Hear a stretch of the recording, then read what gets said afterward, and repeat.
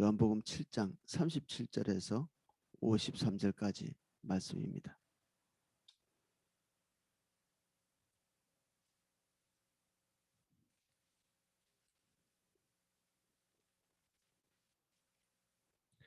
(37절에서 53절까지) 제가 읽어보겠습니다.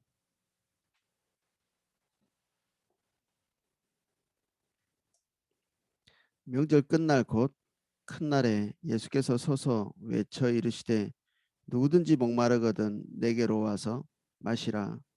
나를 믿는 자는 성경의 이름같이 그 배에서 생수의 강이 흘러나오리라 하시니 이는 그를 믿는 자들이 받을 성령을 가리켜 말씀하신 것이라. 예수께서 아직 영광을 받지 아니하셨으므로 성령이 아직 그들에게 계시지 아니하시더라. 이 말씀을 들은 무리 중에서 어떤 사람들은 이 사람이 참으로 그 선지자라 하며 어떤 사람은 그리스도라 하며 어떤 이들은 그리스도가 어찌 갈릴리에서 나오겠느냐. 성경에 이르기를 그리스도는 다윗의 씨로 또 다윗이 살던 마을 베들레헴에서 나오리라 하지 아니하였느냐 하며 예수로 말미암아 무리 중에 쟁론이 되니 그 중에는 그를 잡고자 하는 자들도 있으나 손을 대는 자가 없더라. 아랫사람들이 대제사장들과 바리새인들에게로 나오니 그들이 묻되 어찌하여 잡아오지 아니하였느냐. 아랫사람들이 대답하되 그 사람이 말하는 것처럼 말한 사람은 이때까지 없었나이다 하니 바리새인들이 대답하되 너희도 미혹되었느냐. 당국자들이나 바리새인 중에 그를 믿는 자가 있느냐. 율법을 알지 못하는 이 무리는 저주받은 자로다. 그 중에 한 사람 곧 전에 예수께 왔던 니고데모가 그들에게 말하되 우리 율법은 사람의 말을 듣고 그 행한 것을 알기 전에 심판하느냐. 그들이 대답하여 이르되 너도 갈릴리에서 왔느냐. 찾아보라 갈릴리에서는 선지자가 나지 못하느니라 하였더라. 아멘. 한 절씩 내용을 살펴보겠습니다. 명절 끝날 곧 큰 날에 예수께서 서서 외쳐 이르시되 누구든지 목마르거든 내게로 와서 마시라. 수가성의 여인에게도 이 말씀을 하셨고 이게 왜 나에게 와서 가르치거나 아니면 성령님의 가르침을 배우거나 이렇게 얘기하지 않고 마시라는 표현을 썼는가. 이게 지적 깨달음이나 아니면 깨우침 이런 종류의 것이 아니기 때문에 그렇습니다. 성령을 우리가 받는 것도 성령께서 우리를 뭔가 가르치시는 것에 눈이 떠진다든지 뭐 이것은 성령님이 하시는 일부분이지 어, 성령님 자체는 아니죠. 성령님 그분 자체가 우리 안에 오셔서 하시는 무한히 많은 일들이 있습니다. 은사적으로 또 드러나고 그리고 우리 성품도 빚어가시고 예수님도 우리에게 계시해 주시고 하나님의 뜻도 우리에게 계시하시고 그러니까 인격 그분 자체와 우리가 결탁되고 연합되어지고 이러한 것이죠. 인격적인 만남, 교제 이런 것들을 포함하는 것입니다. 그래서 단순히 깨우치고 그리고 지적인 교훈을 받아들이고 이런 것과는 더 다른 것입니다. 나를 믿는 자는 성경의 이름같이 그 배에서 생수의 강이 흘러나오리라 하시니 이는 그를 믿는 자들이 받을 성령을 가리켜 말씀하신 것이라. 예수께서 아직 영광을 받지 아니하셨으므로 성령이 아직 그들에게 계시지 아니하시더라. 이 말씀을 들은 무리 중에서 어떤 사람들은 이 사람은 참으로 선지자라 하며 어떤 사람은 그리스도라 하며 어떤 이들은 그리스도가 어찌 갈릴리에서 나오겠느냐. 어떤 사람들은 부분적으로 알고 어떤 사람은 명확하게 보고 어떤 사람들은 편견 때문에 완전히 그 예수 그리스도에 대한 어, 오해를 가지고 있고 편견을 가지고 있는 이런 케이스죠. 이게 모든 사람이 다 주님께 오면 좋을 텐데 또 이게 하나님의 뜻이잖아요. 모든 사람이 주님께로 가는 것, 예수님께로 가는 것. 그래서 우리는 여기에 포커스가 맞춰져 있습니다. 모든 사람들이 주님께 가는 것. 그래서 어떻게 해서든지 사람을 설득하고 구슬리고 그리고 인간적인 다른 편법과 방법들 이런 걸 통해서 어떻게든지 예배당에 나오면 하나님이 기뻐하시는 이런 것으로 그냥 낙인시키죠. 근데 하나님은 모든 사람이 주님께로 오는 것에 대한 기대를 가지고 계시지만 그럼 굳이 그런 방법들을 쓰지 아니하시고 또 예수님께서 하필 왜 갈릴리나 이렇게 모든 사람들이 선한 것이 날 수 없다고 생각하는 그곳에서 이게 태어나게 하셨는가? 또 왜 그리로 오셨는가? 그리고 예수님의 외모나 예수님의 어떤 어, 어떤 외적인 생활, 어떤 출처, 그 극심한 가난한 가정 또는 두각을 드러내지 못할 어떤 혈족들 그리고 그 시대에 사람들이 매료될 만한 어떤 외적인 모습들을 가지고 있지 않은 그런 형태로 오신 것은 하나님께서 자기 생각과 자기 판단 그리고 자기 중심적으로 사는 사람이 이 벽을 그냥 스르르 통과하게 하시지 않은 거죠. 모든 사람이 주님께 돌아오는 것은 하나님의 뜻이지만 자기가 가지고 있는 것들이 내려지지는 않은 상태에서 그저 주님께로 오는 것들은 의미가 없는 것이죠. 출애굽한 많은 백성들이 광야에서 죽었는데 출애굽한 것은 쉬운 일이었지만 그 중심 안에 자기 중심적인 것들이 다루어지는 것들은 대단히 어려운 일이었죠. 이스라엘 백성들이 다 주님의 백성이 되기를 원했지만 그들이 다 주님의 백성이었다고 말하기는 어렵습니다. 그들이 하나님 목적대로 살지 못했고 하나님의 의도를 알지 못했고 그냥 그의 생애에 몇 가지 그 소원 성취를 했을 뿐이죠.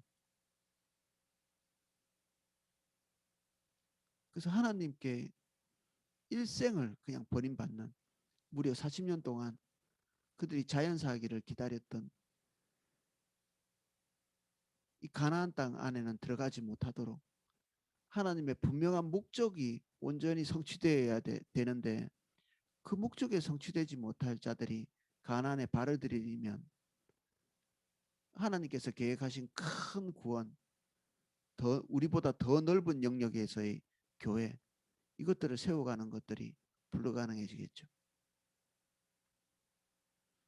그래서 한 면에서는 이 스티그마가 하나님의 목적을 이루는 어떤 걸름망 같은 것들이 되어지는 걸 볼 수 있습니다.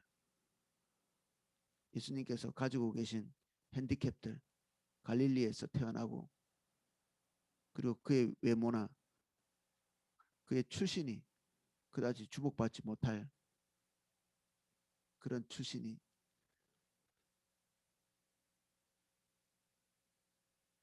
우리도 비슷한 스티그마를 가지고 있을 수 있습니다. 근데 그런 그 스티그마들이 주님을 알게 되는 데에 걸림돌이 이렇게 되어지면 우리는 주님을 따라갈 수 없겠죠. 주님 따라가는 것이 불편해지는 그런 어떤 요인들, 그런 요소들 이런 것들이 우리 삶에 반드시 있습니다. 그래서 어떨 때는 이것들을 넘어가지 못하죠. 그래서 어떤 특정한 목적 때문에 자꾸만 이렇게 미끄러지는 그런 경우가 있습니다. 어떤 조그마한 특성들 때문에.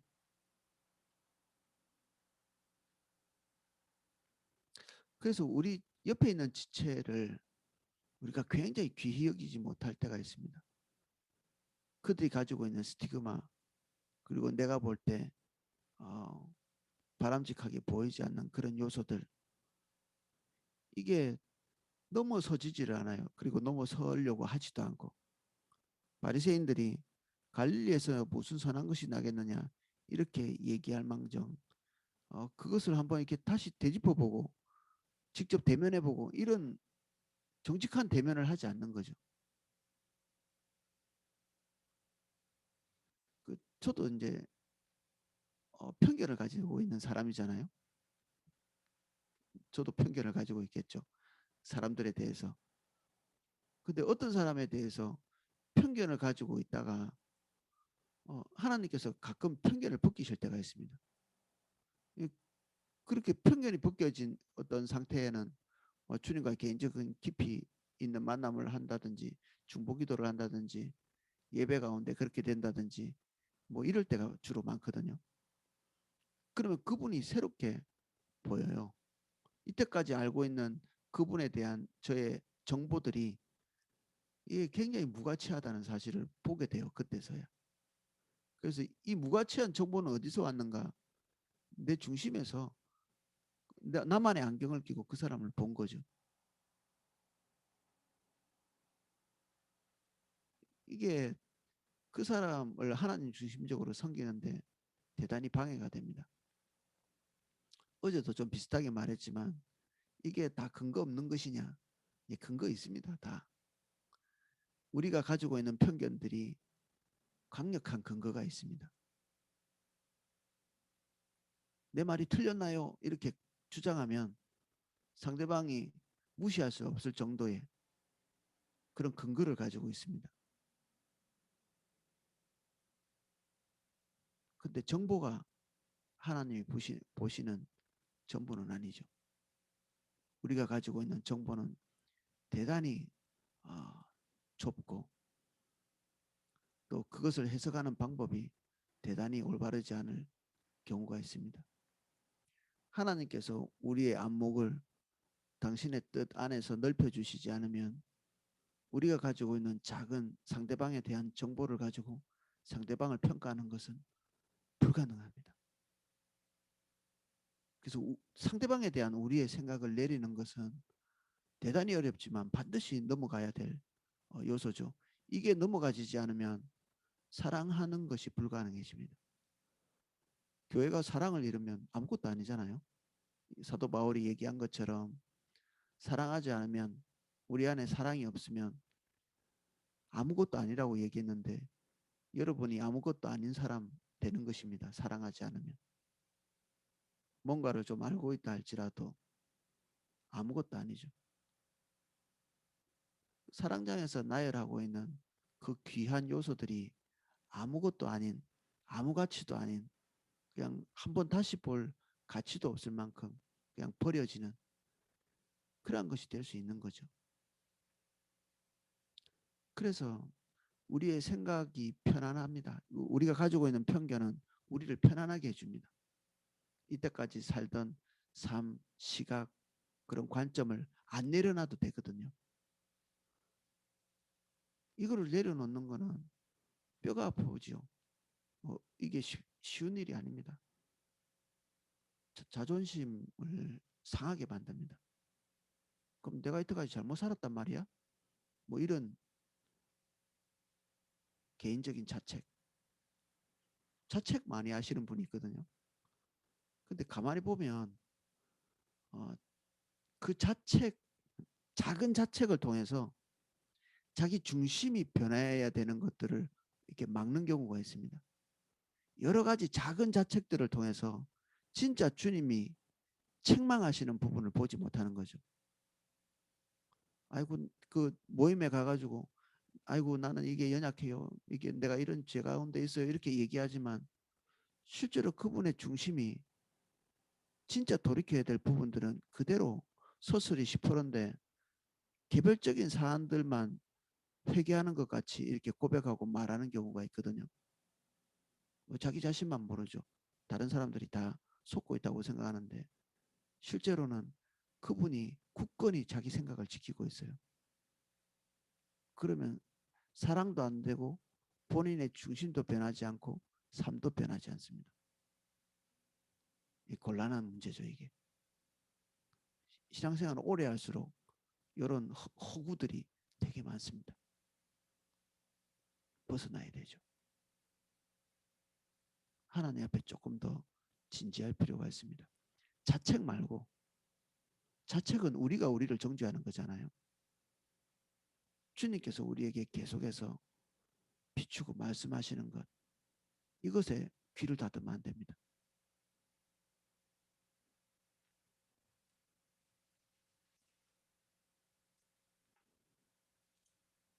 그래서 이 모든 사람들이 가지고 있는 선제적 지식이 예수 그리스도를 오히려 모르게 하는, 나 성경 좀 봤네, 나도 신앙 좀 아네, 이런 선제적 지식들이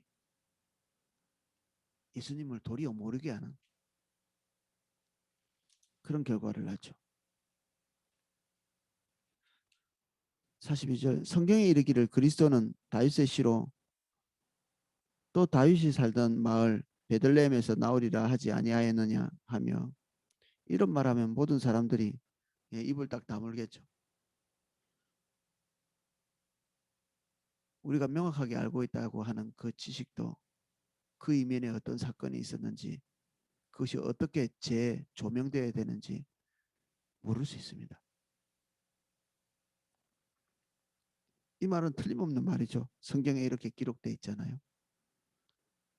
왜 하나님은 하필 이런 일을 하셨는지, 그냥 베들레헴에서 이렇게 태어나셔도 되잖아요. 굳이 갈릴리에 안 있고 그냥 거기서 사셨으면, 베들레헴에서 물론 태어나신 거는 맞는데 왜 이렇게 호적을 등록하다가 호적을 등록하라고 하는 이 어, 정치 지도자들의 어, 이런 명령에 따라서 호적을 등록하러 가다가 그 중간에, 이게 뭐 어떤 면에서는 사고죠. 이 길에서 태어나는 게 뭐 일반적인 일은 아니잖아요. 이 호적하러 가던 그 중간에 출산하고, 또 뭐 산후조리도 제대로 못했겠죠.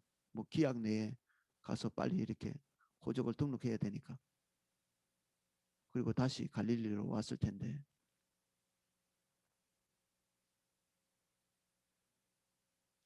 구약 성경에 있는 모든 것을 명확하게 알 수 없게 하는 장치 같기도 하죠. 놀랍게도.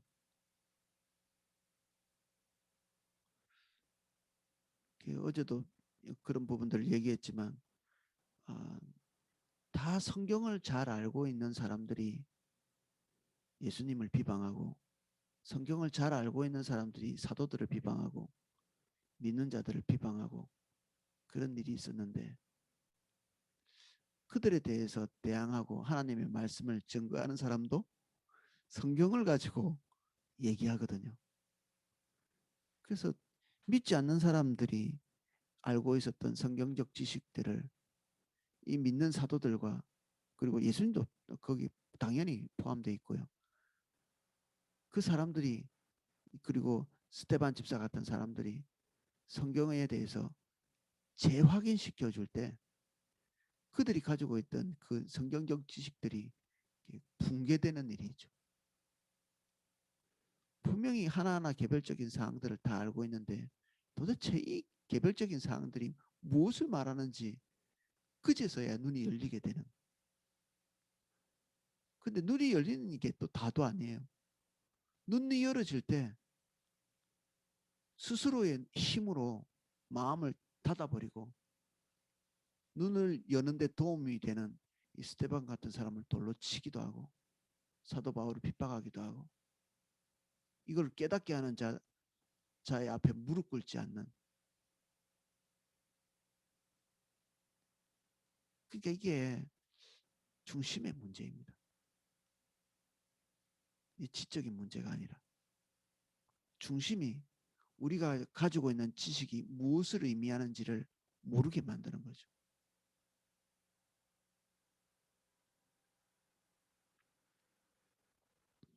예수로 말미암아 무리 중에 쟁론이 되니 그 중에 그를 잡고자 하는 자도 있으나 손을 대는 자가 없었더라.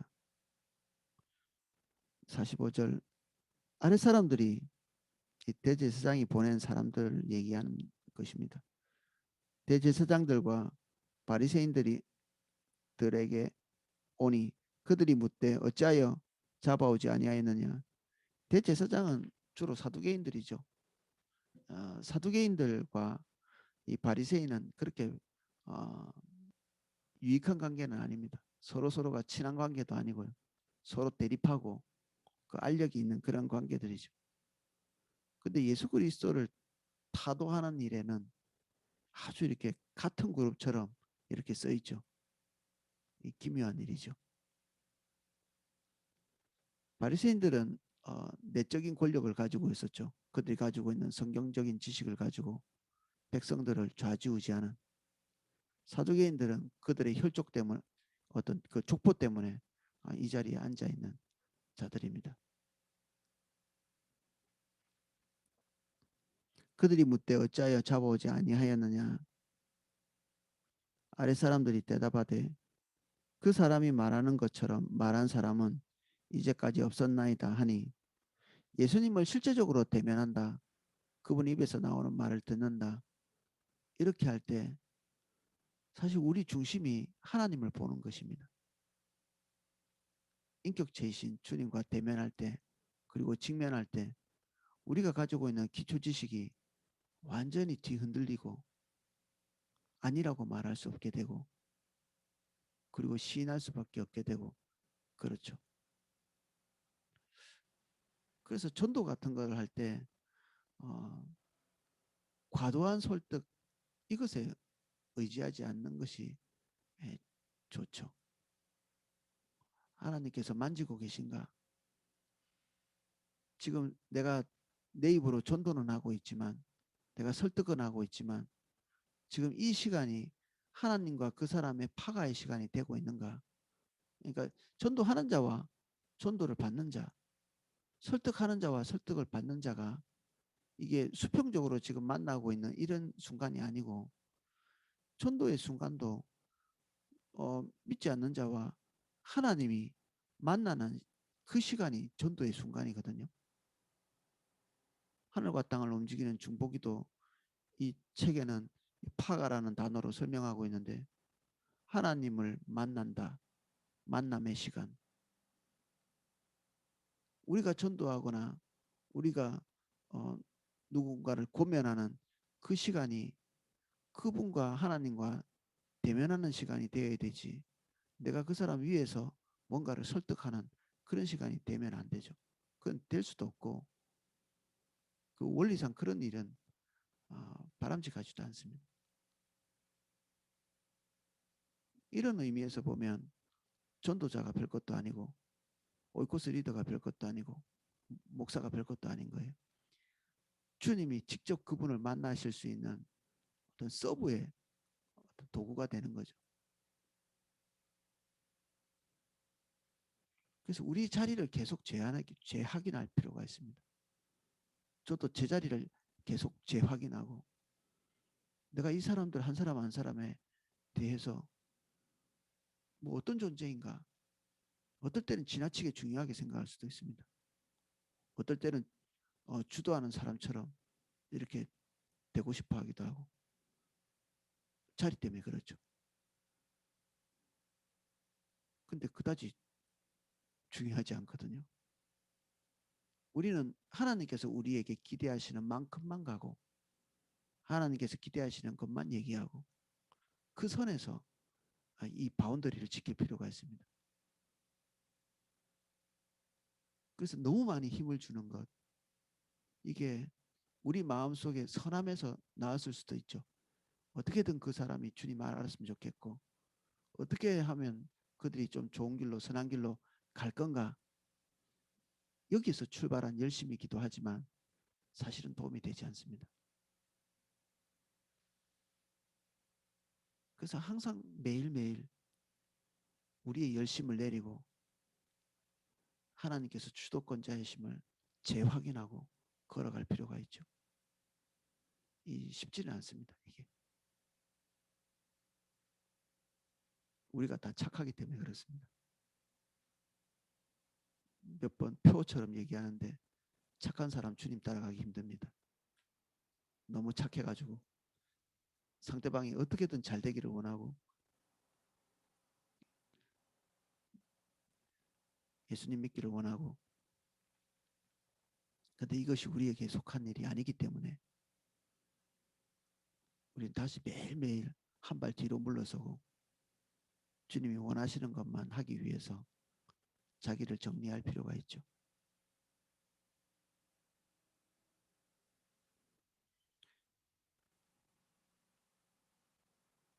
47절 바리새인들이 대답하되 너희도 미혹되었느냐. 이 놀라운 거죠. 자기들이 가지고 있는 생각이 기준이 되어버린 겁니다. 자기들이 서 있는 자리가 진리의 자리인 거죠. 자기들이 가지고 있는 편견을 같이 가지고 있지 않으면 미혹된 사람입니다. 이게 너무너무 무서운 겁니다. 이게. 저도 저 자신도 이게 너무 무섭거든요. 그래서 저 자신을 계속 의심합니다. 그래서 성경을 계속 보고 하나님의 말씀이 뭐라고 하는지 또 재조명하기를 원하고 우리에게 비춰진 그 하나님의 말씀이 내 안에 있는 것들을 재조명해 주시기를 계속 원하기 때문에 계속 반복해서 이렇게 성경을 읽고 설교를 듣고 또 때로는 책도 보고 사람과 얘기하는 것 가운데에서도 내 생각을 내리려고 하고 애를 쓰죠. 바리새인의 모습이 아닙니다. 사실은 이게 인간의 모습입니다. 하나님의 기준, 하나님이 선악을 구분하실 수 있는 유일한 존재인데 선악을 아는 일, 선악을 결정짓는 그 기준을 사람이 가지고 있는 거죠.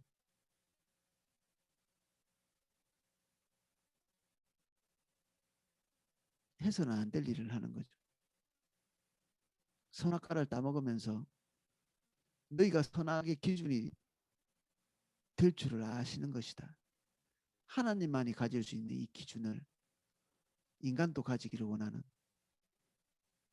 인간은 자기 중심적인 존재로 살아가면 안 되는 존재입니다. 하나님은 세상의 중심이 되실 수 있는 분이시죠. 모든 피조물들이 거기서 나왔기 때문에 그렇습니다. 인간은 중심이 되어서는 안 되는 존재죠. 인간에게서 나온 것이 뭐가 있습니까? 우리가 도리어 하나님에게서 나왔죠. 하나님에게서 나오고 하나님에게서 출생한 그러한 자들은 하나님 때문에 존재하는 기생적인 존재죠. 그런 존재가 어떻게 자기가 중심에서 판단할 수 있겠어요? 가당치도 않은 일이죠. 근데 선악과를 따먹는다. 이제 그 행동 자체가 자기 중심적인 겁니다. 하나님은 노라고 얘기했는데 그가 예스라고 스스로 답변하고 자기 기준대로 행동한 거죠. 바리새인이 그런 지금 오류를 범하고 있는 것입니다. 근데 이 바리새인이 누구냐는 거예요. 이게 사실은 우리입니다. 우리. 저일 수 있고. 그래서 무섭죠. 오늘 내가 판단하는 기준은 어디로부터 온 것인가? 내 생각으로부터 왔을 수 있습니다. 내가 어떤 판단을 내리고 있는가?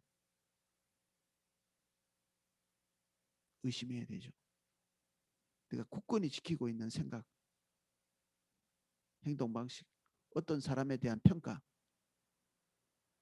어떤 상황에 대한 평가, 심지어는 나 자신에 대한 평가도 내가 내리고 있다면 우리가 지금 여기에 있는 바리새인과 동일한 자리에 있는 것입니다.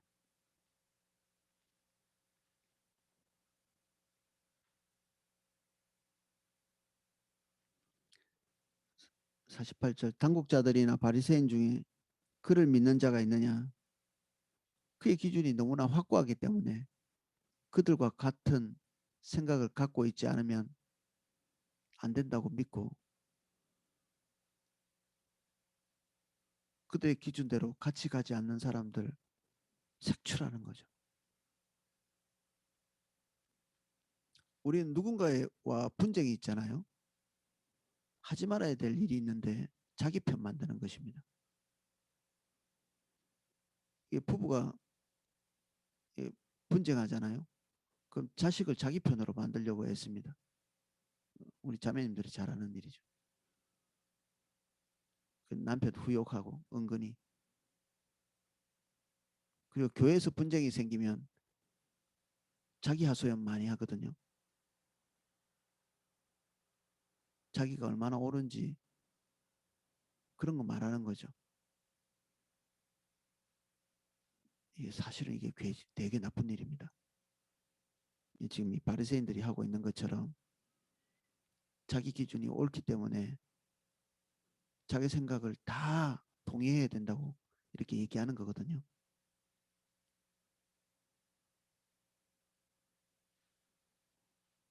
우린 바리새인하고 똑같은 행동을 하지 않지만 똑같은 중심을 가지고 있기 때문에 다양한 다른 열매들이 나옵니다. 우리가 어떤 분쟁이 생길 때 최고의 방법이라고 우리 입장에서는, 불완전한 우리 입장에서는 침묵이 제일입니다. 시시비비를 가리지 않는 것. 우리가 맞다고 생각하기 때문에 시시비비를 가리는 건데 누가 맞다고 이게 판결하는 것입니까? 그러니까 침묵이 제일이죠. 혹시 내가 맞다 할지라도 하나님께서 푸르실 때까지 기다리는 것입니다. 침묵하고 기다리는 중에 내 생각이 오류가 난 것들을 발견할 수도 있습니다. 그래서 이런 바리새인처럼 확고한 자기 확신은 자기만 잘못되게 할 뿐 아니라 주변 사람도 잘못되게 만듭니다. 올바르지 않은 관점으로 다른 사람에게 얘기하면 육신을 가진 인간들은 다 같은 관점을 가지고 있거든요. 상대방이 이게 상위에 서 있고 나는 상 밑에 서 있어 서로 줄다리기를 하면 상 밑에 있는 사람이 이깁니다. 높은 곳에 있는 사람을 끌어내리는 것이 쉽지 가치가 낮은 사람을 위로 올리는 것은 이건 거의 불가능에 가깝습니다. 낮은 가치를 가지고 있는 사람이 훨씬 더 힘이 셉니다. 그래서 침묵이 중요하다는 것입니다. 그래서 내가 부정적인 생각, 억울한 생각 이런 것이 있을 때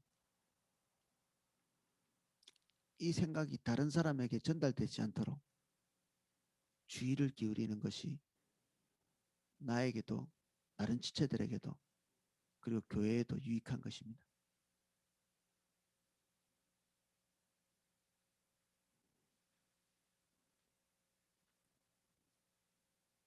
율법을 알지 못하는 이 무리는 저주를 받은 자로다. 한 번 더 나가면 자기 생각이 율법이라는 건데 자기 생각이 하나님 뜻이란 얘기죠. 나도 하나님 사랑하고 나도 하나님 말씀 많이 들었고 목사님 말씀 뭐 10년 들었어. 이런 얘기를 하는 거죠. 지금 현재 자기 자리가 얼마나 올바른지를 증명하는 것이죠. 동시에 자기와 생각을 같이 하지 않는 자들에 대한 그 전적인 그 매도, 악의 화신으로 보는 거죠. 하나님 반대편은 사단이잖아요. 악을 따르고 있는 무리들로 이렇게 치부해 버리는 것입니다. 대단히 나쁜 일인데 대단히 흔하게 나타날 수 있는 현상입니다.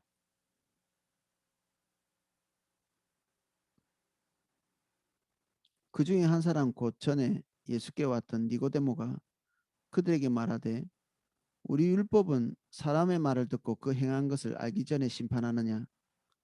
이 바리새인들이 가지고 있었던 이 견고한 이 생각이 이 니고데모가 말하고 있는 이 짧은 이 한마디의 진짜 하나님 관점에서의 말, 이 말로 인해서 그 밑둥부터 다 뒤집어 엎어지는 거죠. 이게 하나님의 지혜죠. 이 중심이 올바른 니고데모가 하고 있는 이 한마디의 말에 귀를 기울였어야 되죠.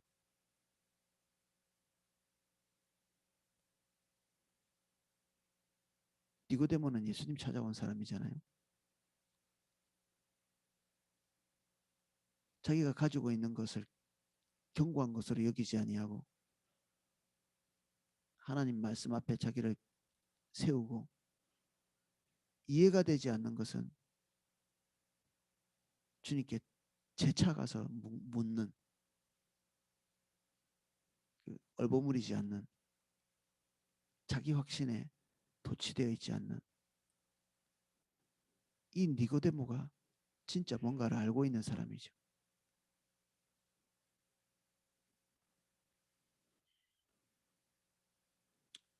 율법 말씀 하는데 결국 52절 같이 말합니다. 52절.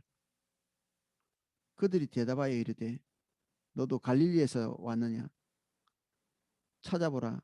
갈릴리에서는 선지자가 나지 못하느니라 하였더라. 보편적인 그들이 무지하다고 하는 백성들이 가지고 있는 오판이나 좀 안다고 생각하는 그들의 오판의 출처가 똑같죠. 이 대학 교수도 예수님에 대해서 잘 모르는 경우가 있습니다. 이게 지적인 양에 따라서 지금 이런 것이 결정되는 것이 아니라는 증명이죠.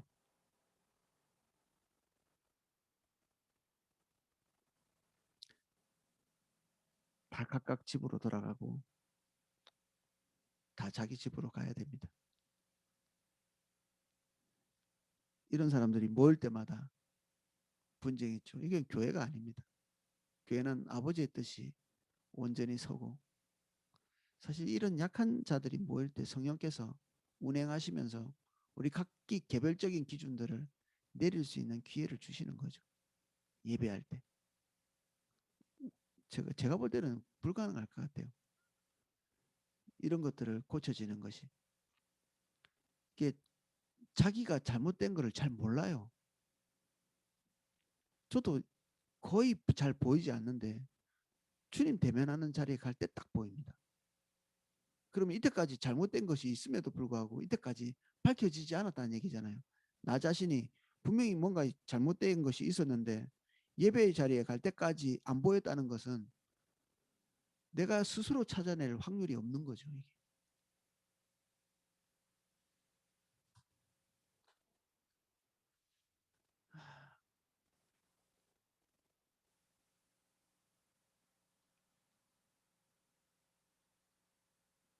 그 바리새인 참 나쁜 사람이다.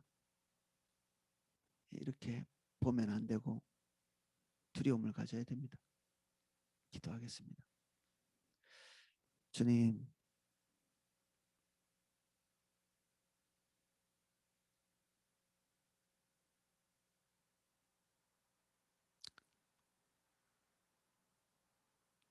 우리가 편안하게 생각하고 있는 편견의 자리, 오랫동안 바뀌지 않은 생각의 자리, 누군가 나를 설득하려고 했을지 모르지만 우리 자신이 너무 견고하기 때문에 상대방이 설득을 포기한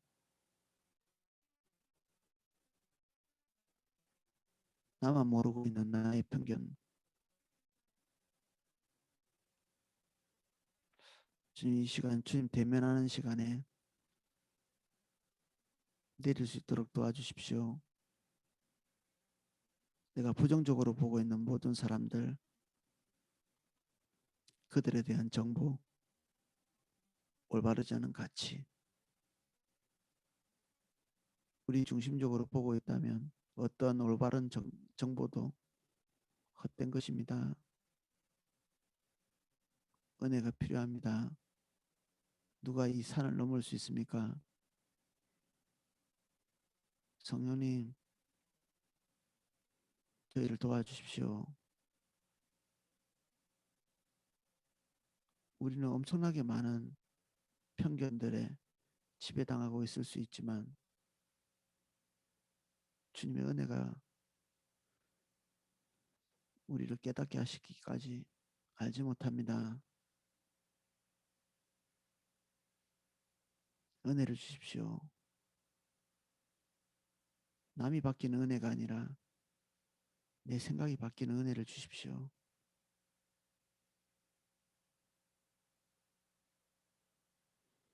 주님을 대면하는 한 분 한 분을 예수님 이름으로 축복합니다. 오늘 우리의 견고한 것이 부서져 나가는 시간 될 수 있도록 축복해 주십시오. 이제는 주 예수 그리스도의 은혜와 성부 하나님의 사랑과 성령님의 감화 감동 은혜 주시는 그 은혜가 우리의 생각 속에 머무르는 것을 원치 않고 주님께서 우리를 뒤흔드실 때 마땅히 우리의 자리를 털고 일어나는 그렇게 하기를 원하는 우리 삼사교구 모든 성도님들 그리고 예배에 함께 참여하고 있는 모든 한 분 한 분 삶에 그 은혜가 넘치게 기름 부어지기를 축원하옵나이다. 아멘.